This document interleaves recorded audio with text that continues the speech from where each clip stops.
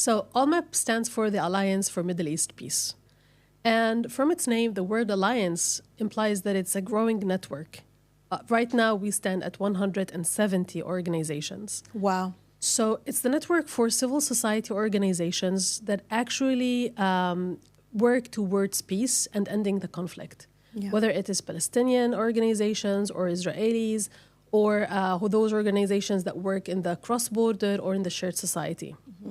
And we have right now, we're talking about thousands of Palestinian and Israeli peace builders that are part of this growing network. Wow. And for us specifically, we have two roles. At the international level, we amplify the voice of our members. Everything that they do here needs to be heard at the international level, and they need to start influencing policies. One of the things we always hear is that there are no partners. Right. There is no solution. The people hate each other. No. Civil society is coming up with amazing initiatives that are actually bringing both Palestinians and Israelis together. And you can see the change in attitudes and the change in behavior. Not only that, many of our members also have political initiatives. Two-state solution, federal solution, even a one-state solution. So if politicians or the international arena really was looking into solutions, they can look at civil society and what is it doing exactly.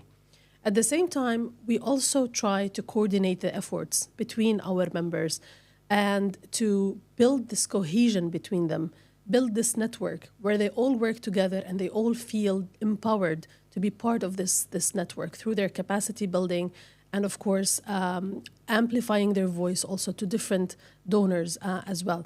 So within that, there's multiple programs that we do in order to achieve our impact. That's so important. You know, we do hear all the time. I hear this all the time. There are no partners. There's no partners, and all of that. And so, your organization is such important, proof.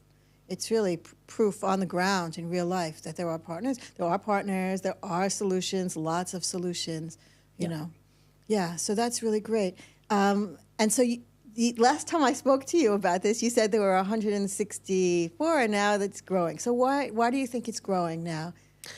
That's a very good question. So I think the fact that there is a shrinking space for civil society, that most of the civil society organizations actually find themselves in need to be part of a body that protects them, where not only protects them, but they feel that they can share resources. Yeah. They are linked with like-minded organizations. They're not alone. They're not alone. This is sort of lonely work. Exactly. It can be really lonely work. It can be also like dejecting, like you feel like, oh, people don't understand you, people don't believe you, you're going against the trend. I mean, when you speak about peace in this context that we're in this atmosphere, you're speaking against like an entire world that could feel against you. Exactly. Yes? You can't even mention the word peace sometimes, unfortunately. And so when you're part of that network, you feel empowered. You feel that you are able to do more. You're not alone. That's really powerful, that feeling of not being alone. Yeah. You know, I spent many years in, feminist activism in the religious Jewish world. And I remember there also, I know this is going to sound like a little bit of distraction, but like, there was a sense of loneliness all the time to be like the sole feminist voice in this very patriarchal system.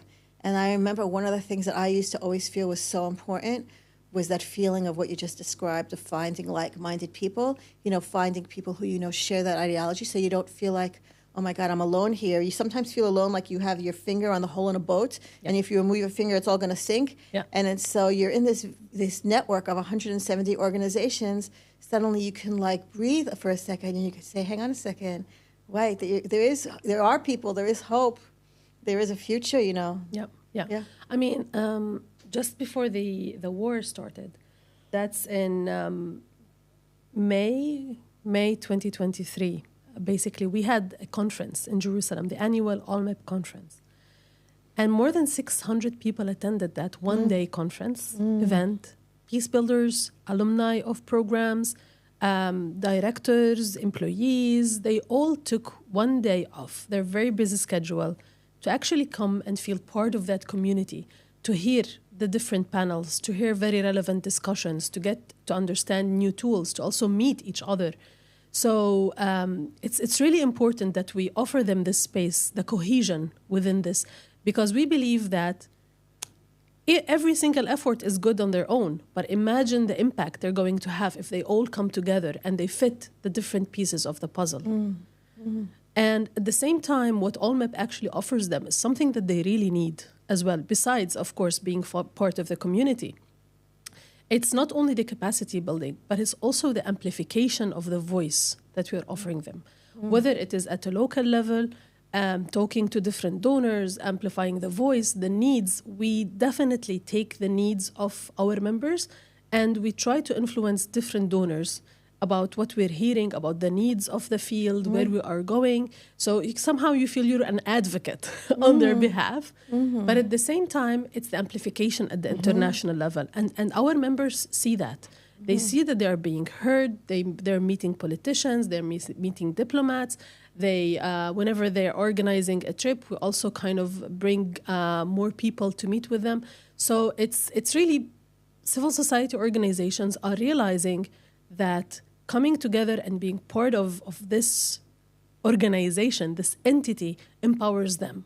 And they take much more than staying alone.